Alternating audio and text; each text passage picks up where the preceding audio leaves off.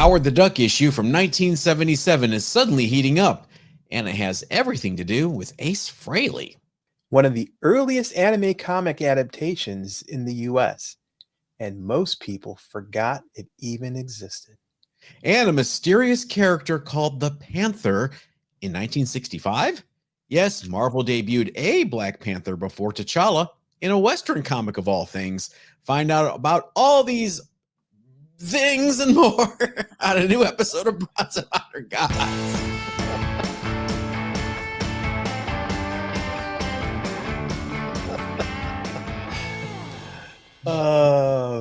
Richard, what is the point of using the new teleprompter feature if I can't ad-lib my way out of it? Hey, everybody. Welcome. Bronze and Modern Gods. There is our Instagram and Facebook stuff up there. Follow us. Hit like, hit subscribe.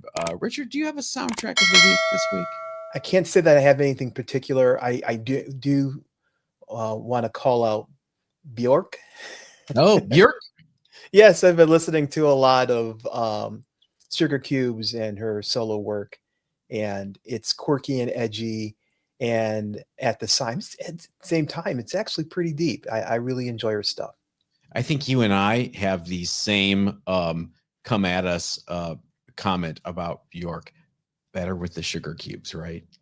Yeah. If you could take ENR.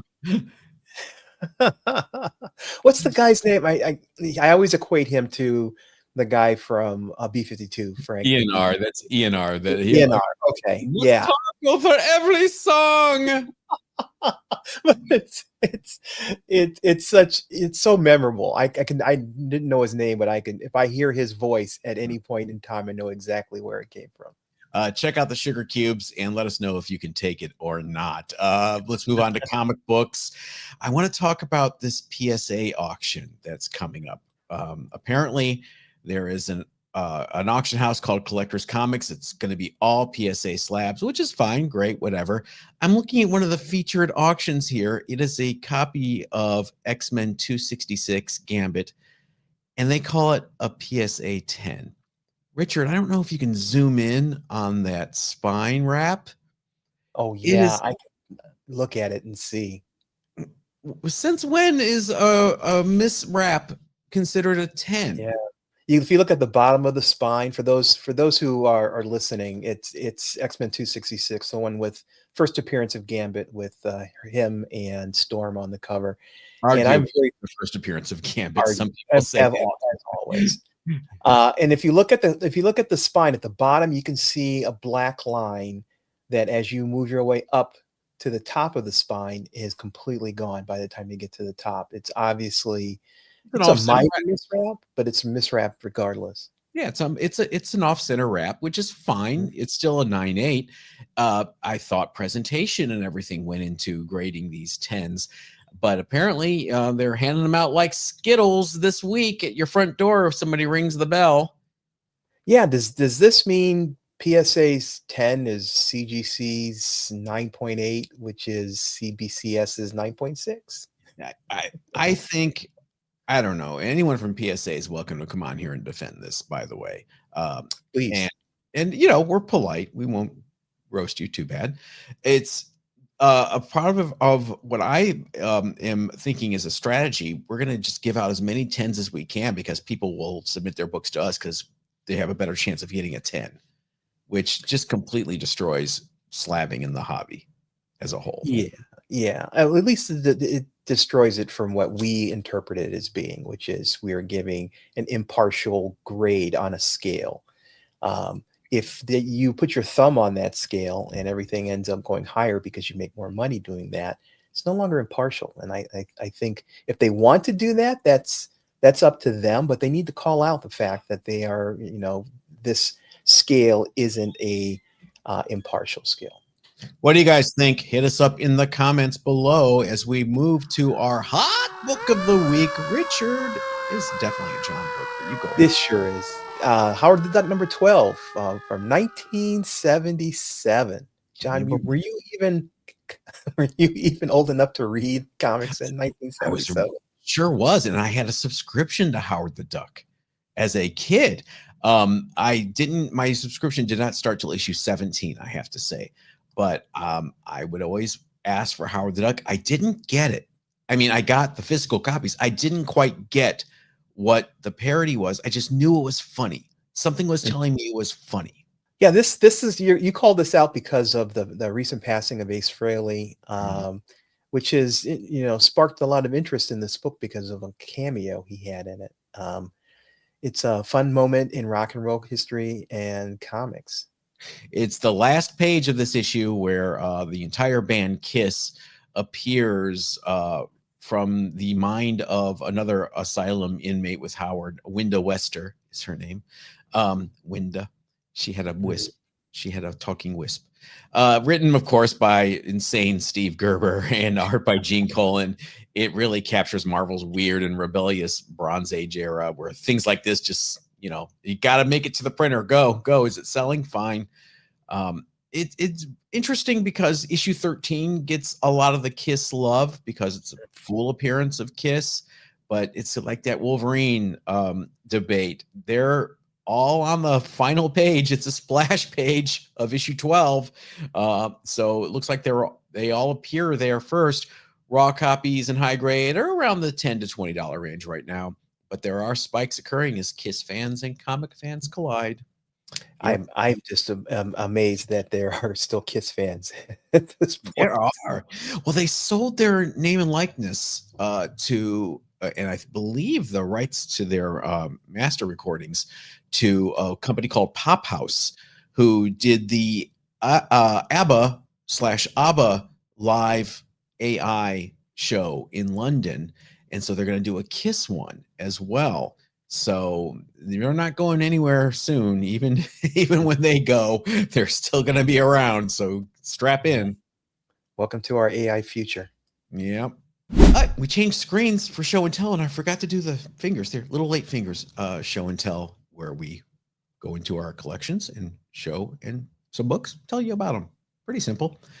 Richard, I cheated. I found one box today. I just dug in and grabbed 3 random books from one box. Okay.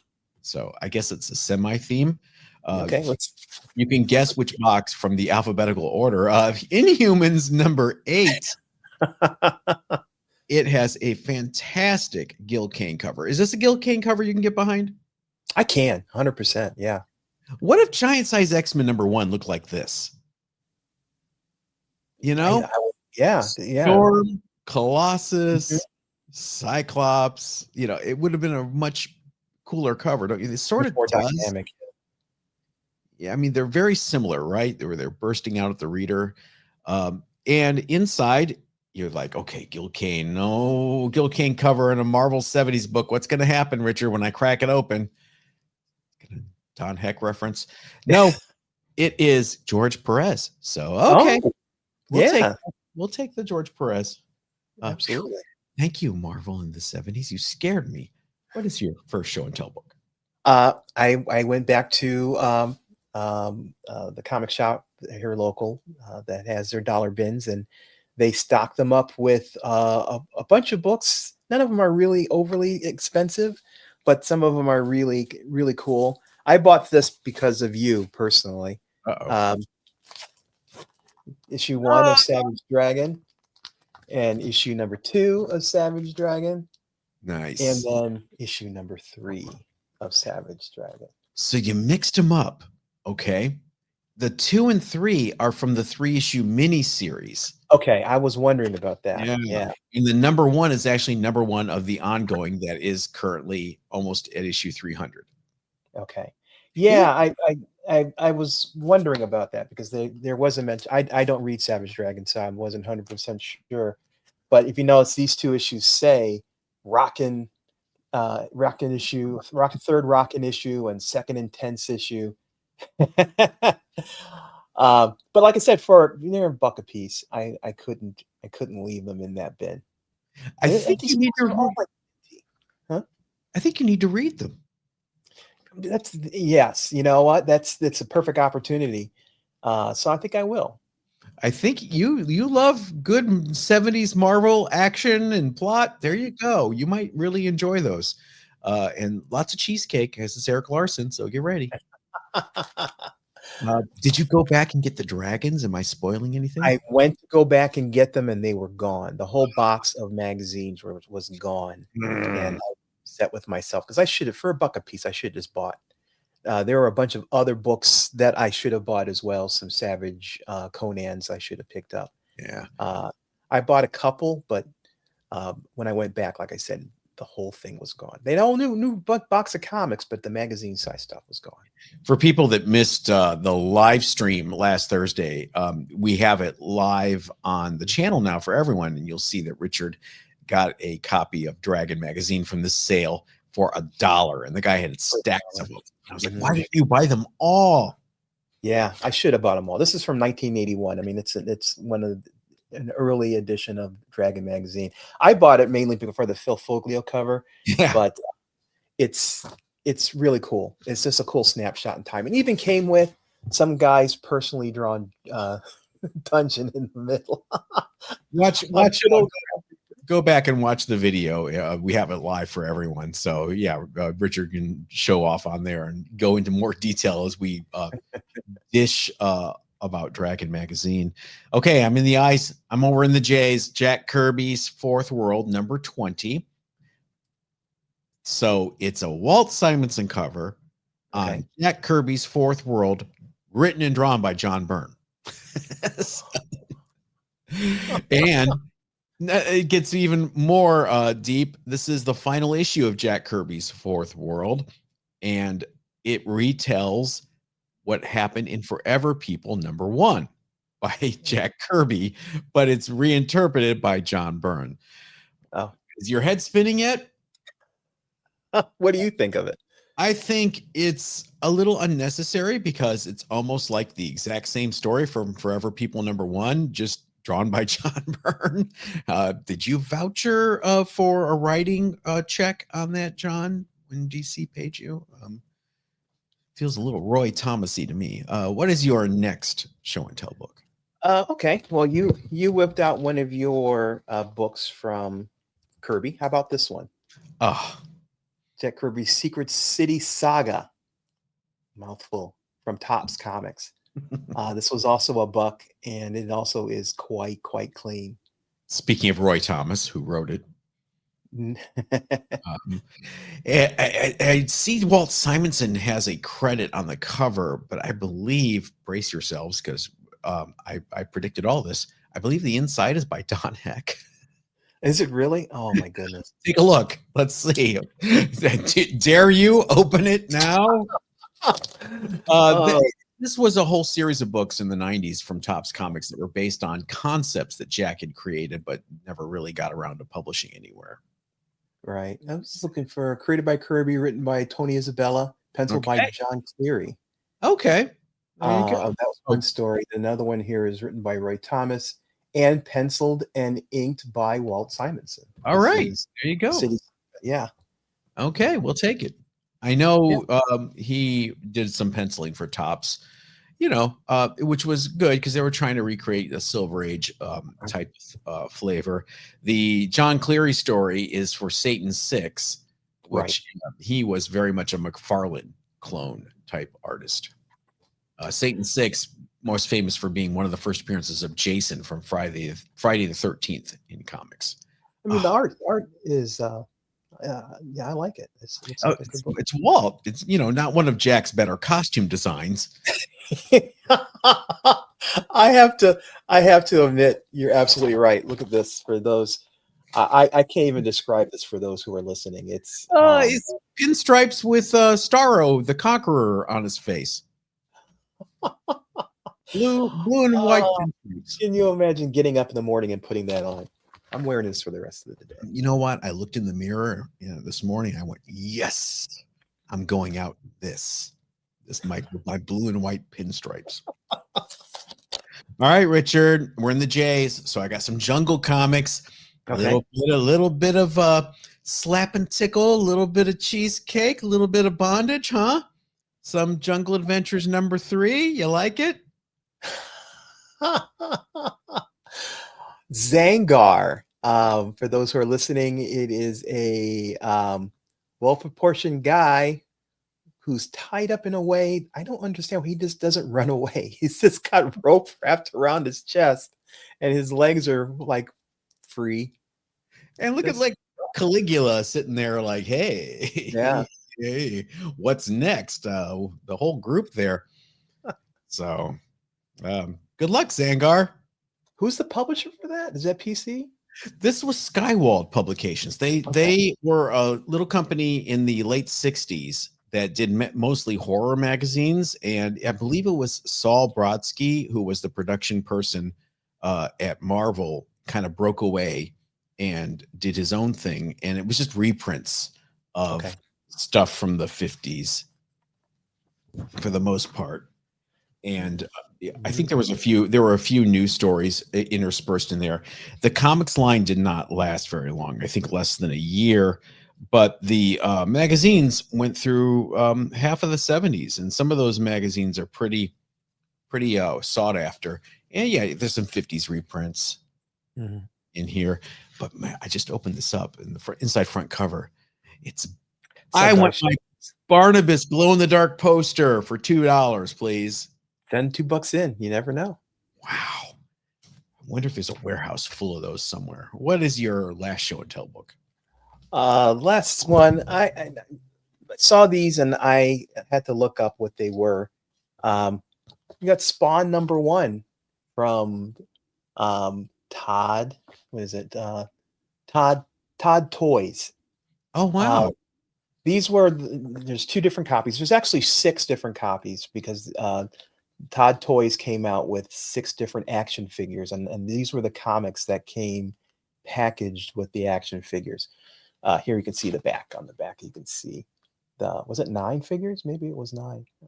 You can see the different figures there from Spawn, Medieval Spawn, Clown, Violator, and they all have a role in the different stories. There's these 2 books have, this book, for example, is about Medieval Spawn, and this is a different focuses on Violator. So you have different characters, and they're nice little 8-page stories, not very long. But I had never seen these before. I saw Spawn #1 and it was intrigued. What in the world were they for?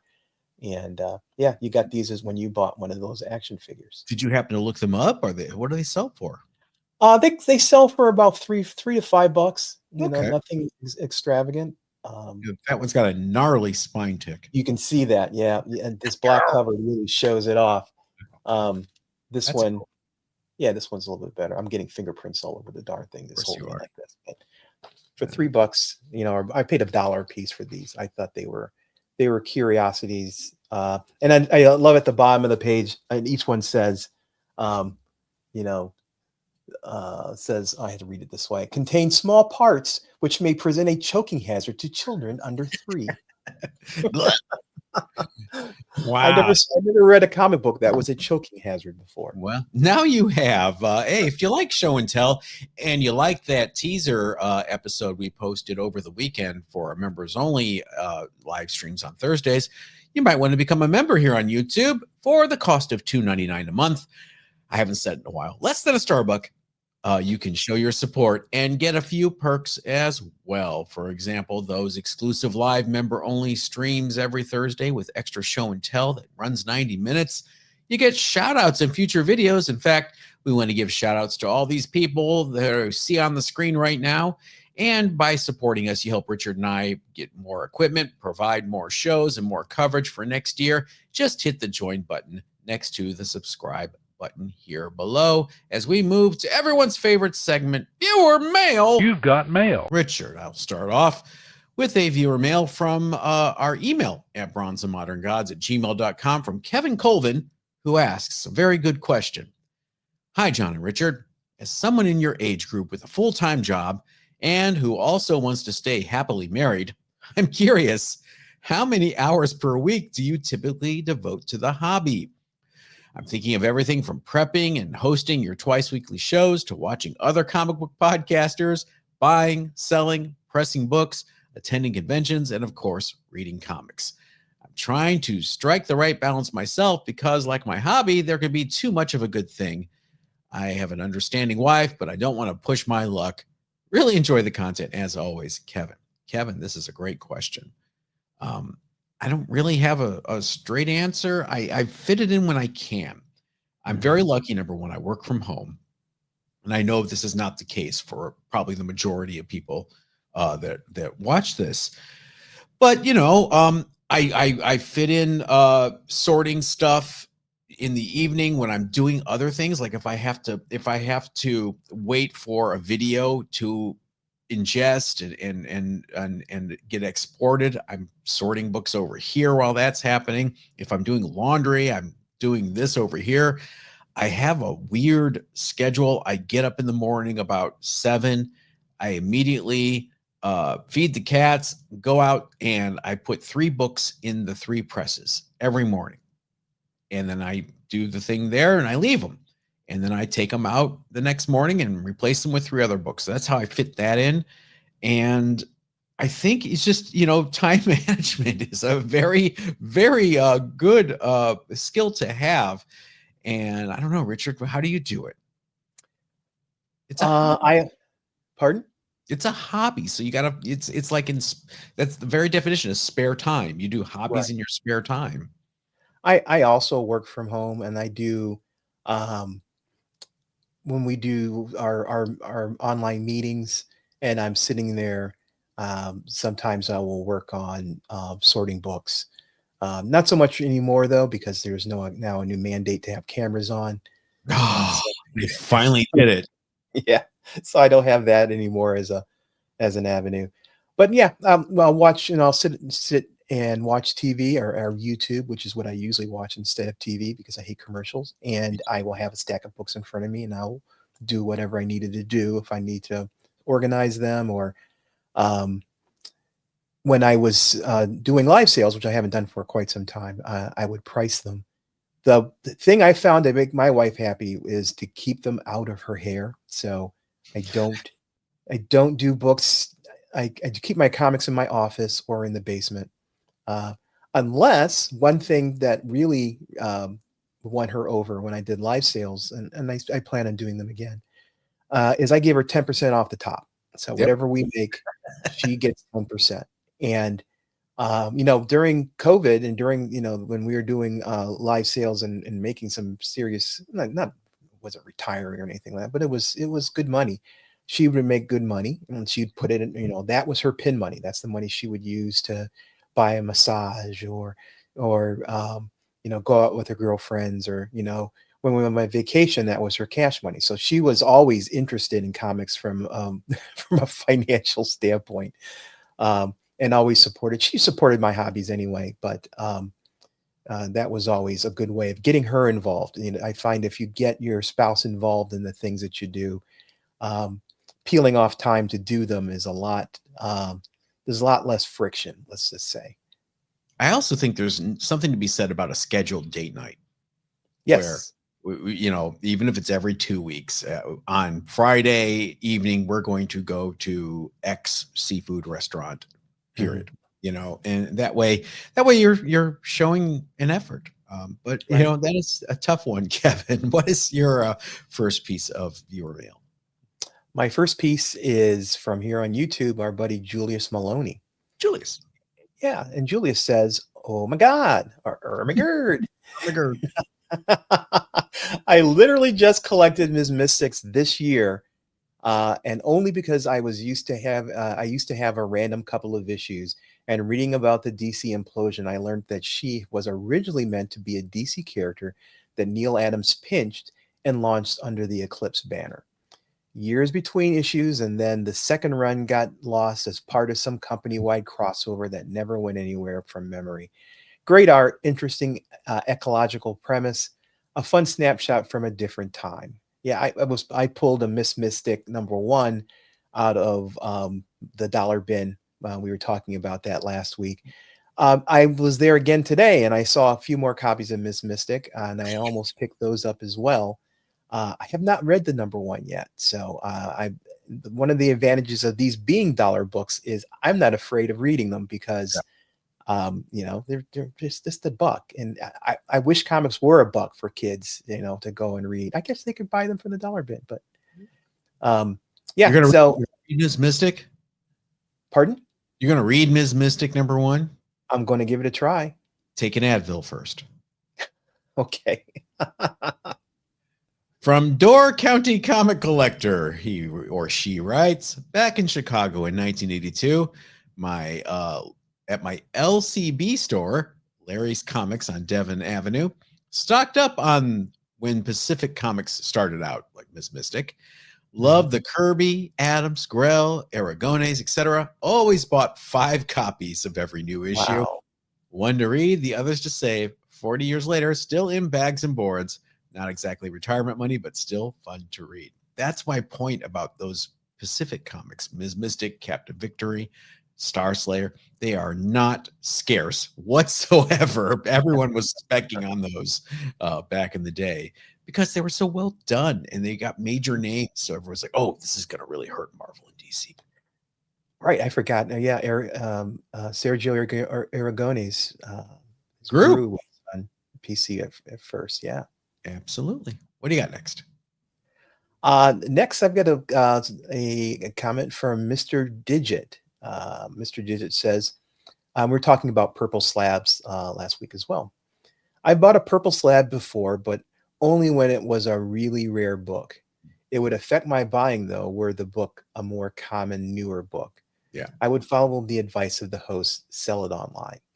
Well, thank you for recommending follow our advice. I appreciate that. Yeah, I mean, I only have one purple in the entire collection at this point. I bought it because I liked the title, and the fact that it was purple really didn't matter to me. I think I paid $150. It's a Golden Age book, which also is much more forgiving when it comes to that with Golden Age books, because color touch and things like that were fairly common. Yeah, if it was a rarer book, buying it purple is a way of getting into it. We talked about last week. We talked about Amazing Fantasy 15 and getting the higher grade books. The only way I will ever be able to afford one is if it's a purple label. And to me, when it gives you options, gives you opportunities that if you're holding out for the blue label or a yellow label in the instance of signed books, you may find yourself taking longer to raise the funds to reach that goal. And frankly, if it's a purple label and you're buying it to display, like it's sitting up on my wall behind me, only people are going to know what the difference is between a blue and a purple label are nerds like us. Yeah. And people just say, "Ooh, wow, for Spider-Man." That's what they'll see, and that's the reaction you'll get. They won't go, "Ooh, that must have marker color touch on the cover," or "Look, I can tell from here that edge is trimmed."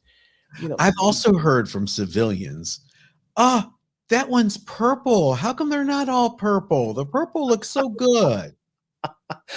Yeah, that's also an option. That's funny. Can you get a purple signature book? I wonder if I guess you could. You get purple with a yellow stripe. It's yellow and it has a purple stripe. Oh, yellow and purple stripe. Okay, an interesting color combination.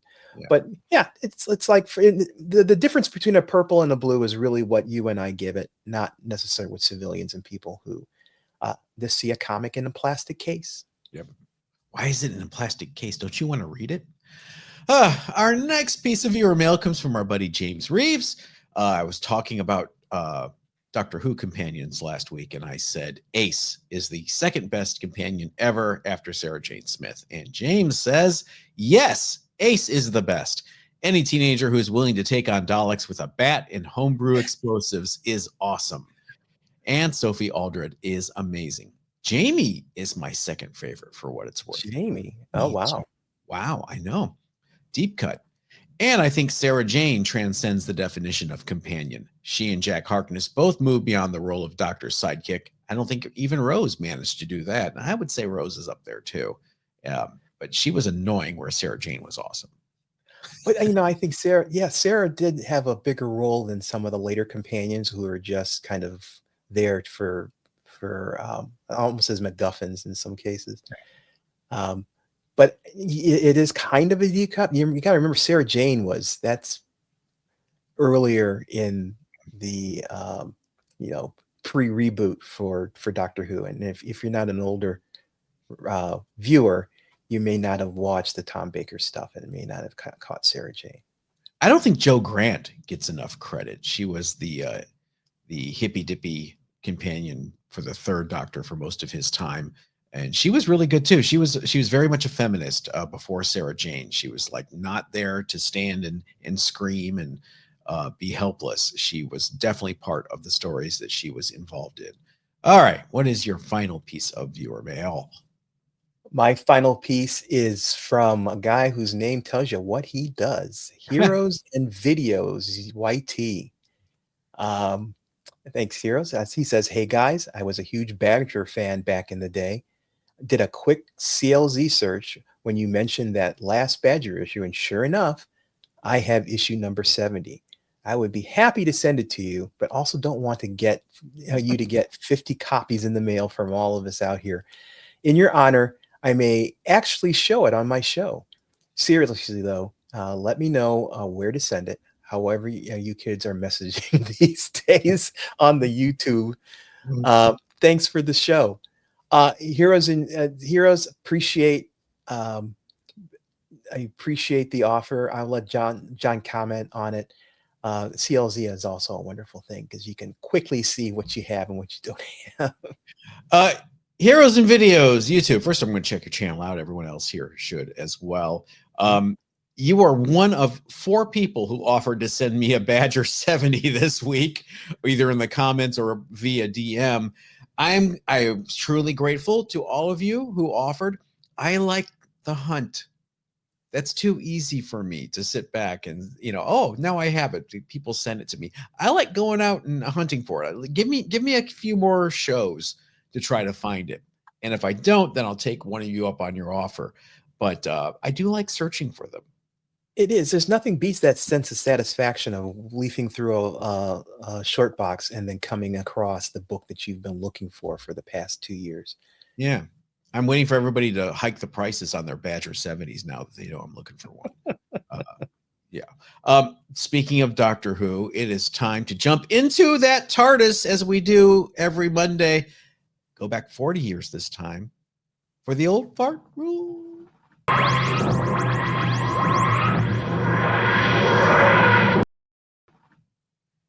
I caught you leaning back early. I saw it. I was preparing. I picked this, but I think you should read it. Yeah. Okay. This our choice this particular week is Robotech Masters from Comico back in 1985. And John wanted me to read this because he knows I'm a Robotech fan, especially the comics. This is the launch of the second major Robotech storyline in comics, adapting Super Dimension Cavalry Southern Cross arc from the TV series. Yeah. I like the first story arc in that Robotech on TV series. The second kind of got a little too Japanesey for me in terms of storyline. I wasn't really following it. It's a direct tie-in to the hit animated show released at the height of Robotech's U.S. popularity, making it a big part of early anime fandom in America. And I want to point out, Badger talk, it's written by Mike Barron, of all people, who wrote and created the Badger and Nexus. Yeah, and I think that had that as opposed to some of the Japanese dubbed versions of Robotech stories made it make a little more sense. I think it's pretty historically important for anime collectors. It's one of the first serialized U.S. comics based on a Japanese property that didn't try to Americanize it and alter it in any way. And boy, I remember the print runs on this were not small. It was a good seller. But high grade copies are getting tougher to find with those thin white Comico covers. If you collect Comico comics, they were, I think, a couple steps above Charlton when it came to selecting cover stock. This is one of these books.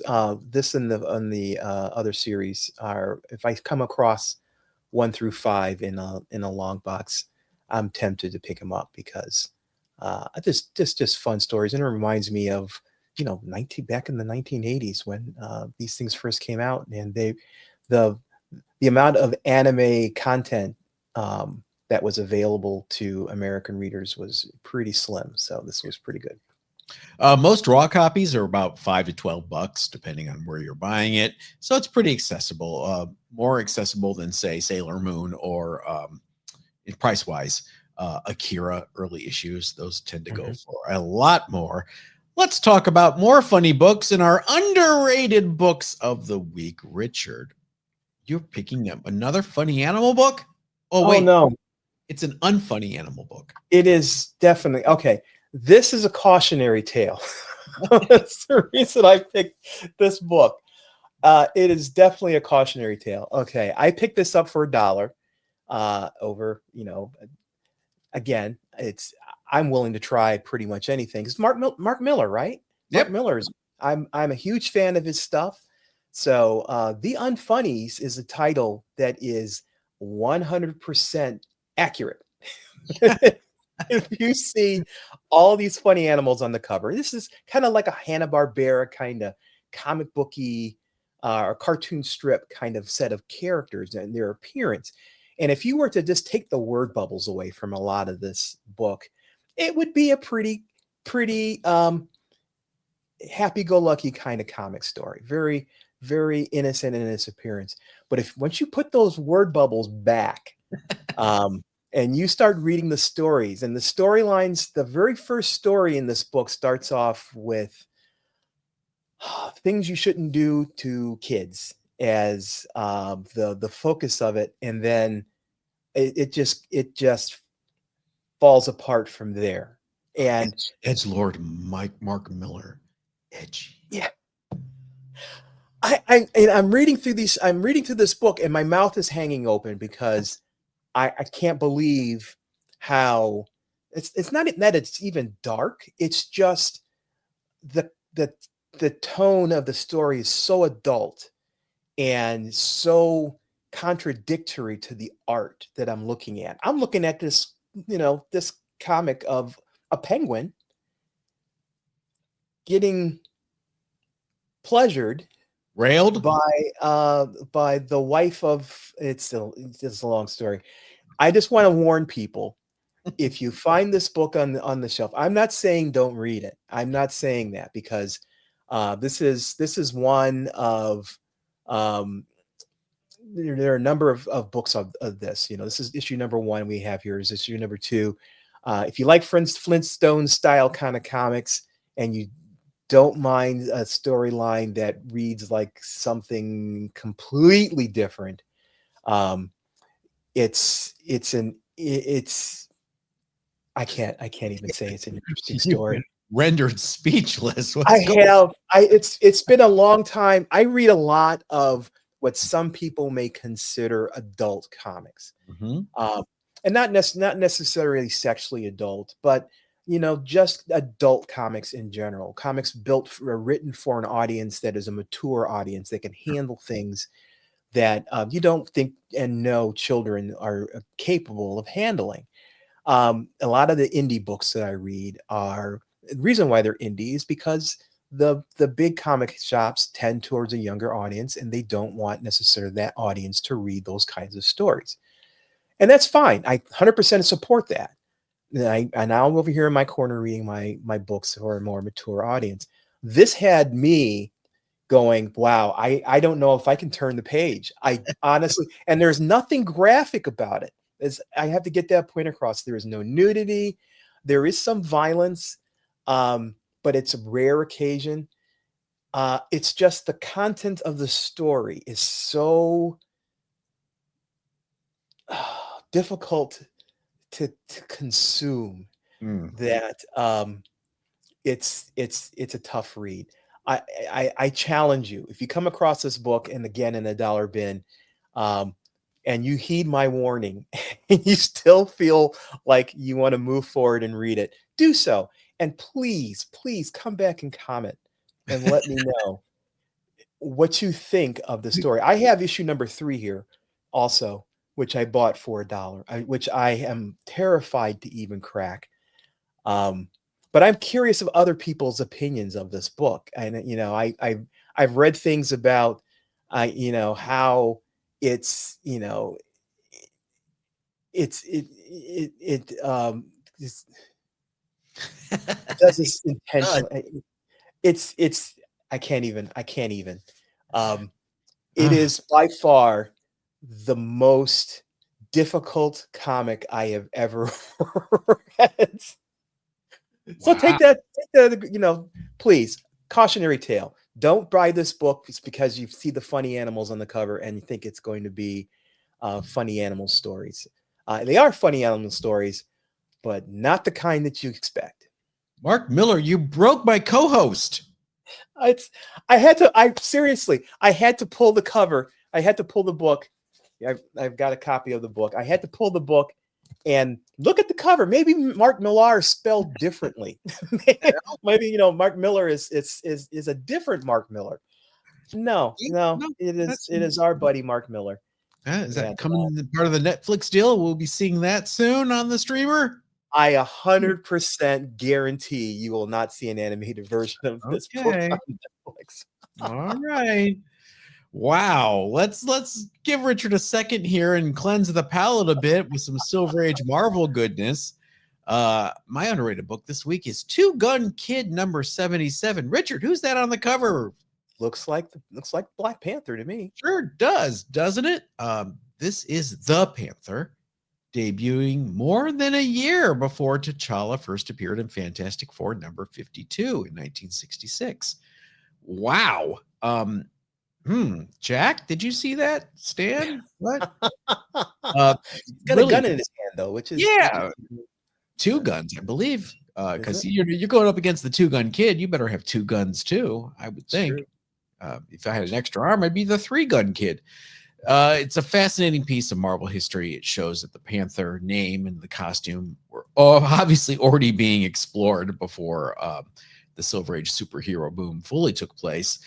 And now, of course, it's the standard Marvel Western. There's the Western action with a mysterious masked vigilante and Two Gun Kid, who is a lawyer named Matthew. Hi, Daredevil. Gets into his Two Gun Kid eyes to take on the Panther.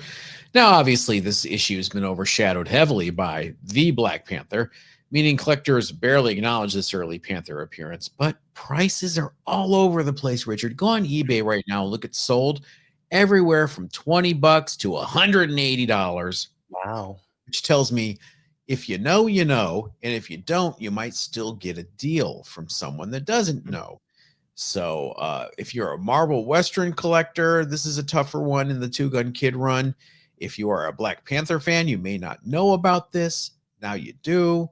It is an issue I always grab whenever I see it affordable, because I was just waiting for people to catch on that this is a preliminary Black Panther prototype.